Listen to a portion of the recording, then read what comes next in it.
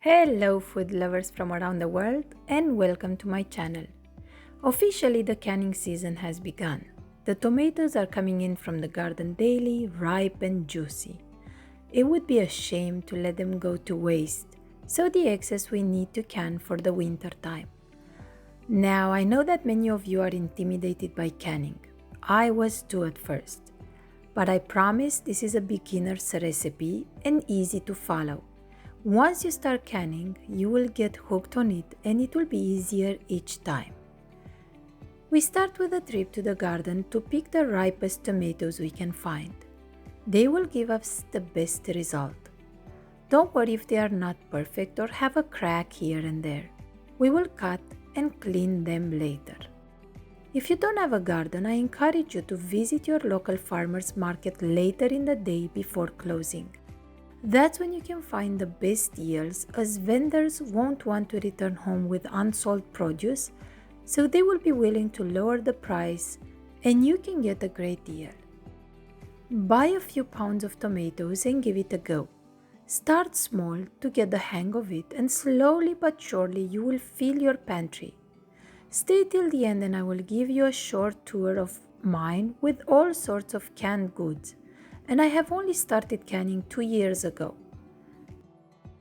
I'm also getting some fresh basil because I have an abundance and it gives the sauce an amazing flavor, but it is optional. Now back into my kitchen, I have washed all the tomatoes and put them into a colander to drain. I love seeing this green view on my window when I cook, so I thought I would share it with all of you. Isn't it beautiful?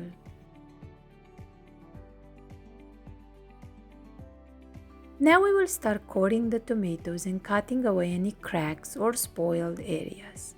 When I was a child, in the summer vacations, my parents used to drop me in the village of my grandmother. And over there, every summer I remember her making many bottles and jars of this tomato sauce. She would gather the tomatoes from her garden and then outside over an open fire they would boil this sauce, and I can still remember the amazing smell of the ripe tomatoes. She would then carefully bottle them, sterilize them on the same wood fire, and then store them in her basement until we would use them in the winter. This will go into the compost, so they won't be completely lost, but they will contribute to next year's garden. I kept in the basket the nicer tomatoes for eating fresh and the greener ones for ripening some more on the counter. We start blending the tomatoes that we will make sauce out of in a powerful blender. The blender is the reason why we get away with not peeling our tomatoes. And then we will put them into a big pot.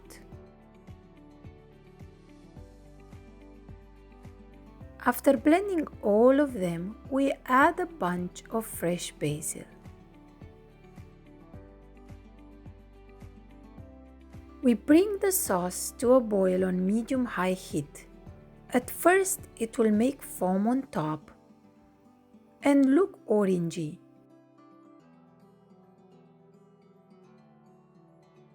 But after boiling it some more, the foam will go away and the sauce will turn red.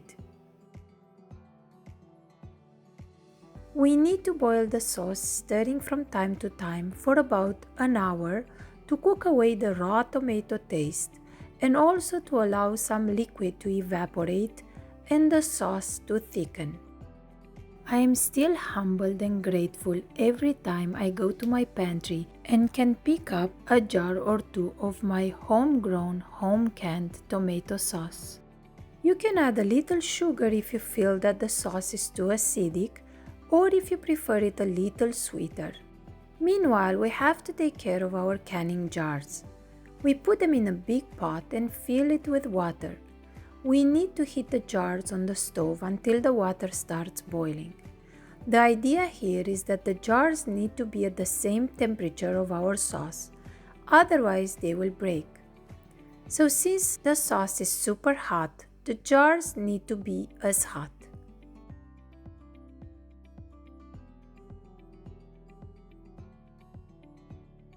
When the sauce is ready, we remove the basil stems and leaves.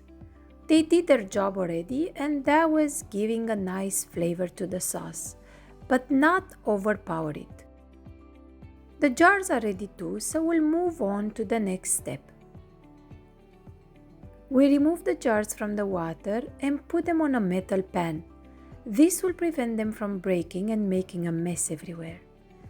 We ladle the hot sauce into the hot jars, leaving an inch of space at the top of the jar.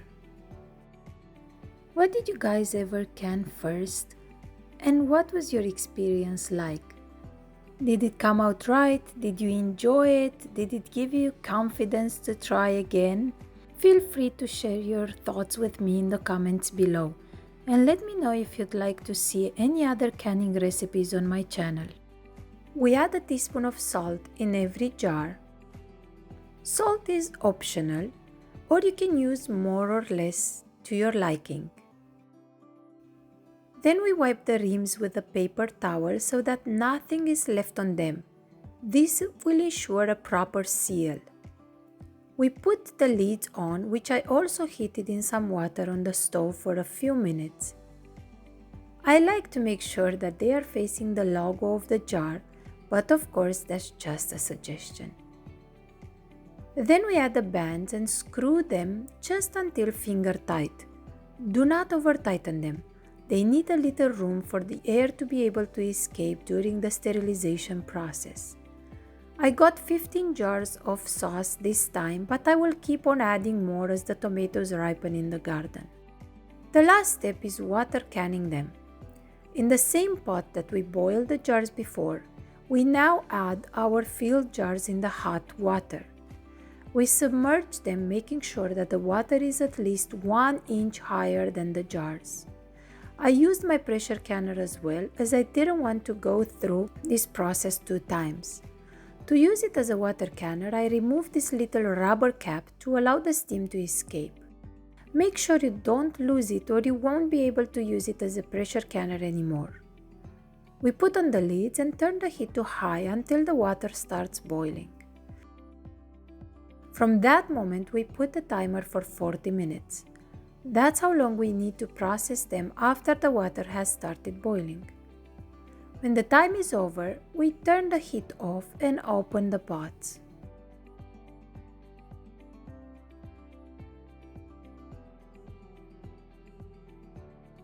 We transfer the jars to a cooling rack and do a happy dance as we completed our task for the day.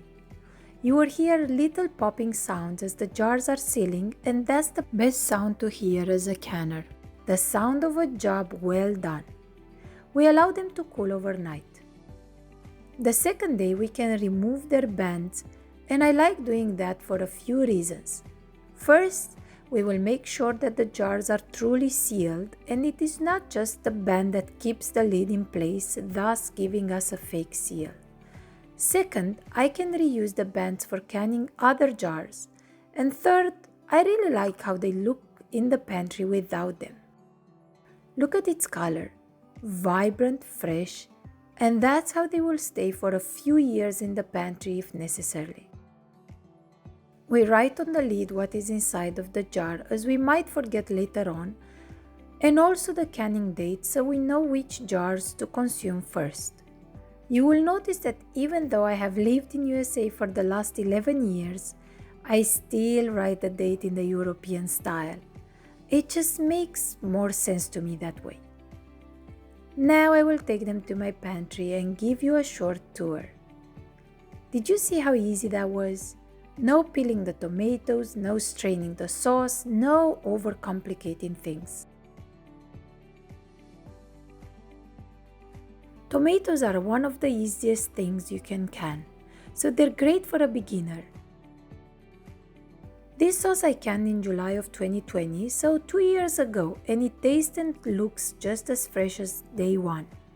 This is some marinara sauce that I use for a quick pasta dinner from time to time. This one is some chicken that I canned in my pressure canner, and it is just so good. This is chicken stock that I use in soups or stews and also can in the pressure canner. These are all the jars that I have canned in the last 2 years, and they range from tomato sauce to fruit compote, jams, preserves, and syrups. I have some other canning recipes on my channel, and I will leave you the links for those in the description box below. Thank you for joining me in my kitchen today.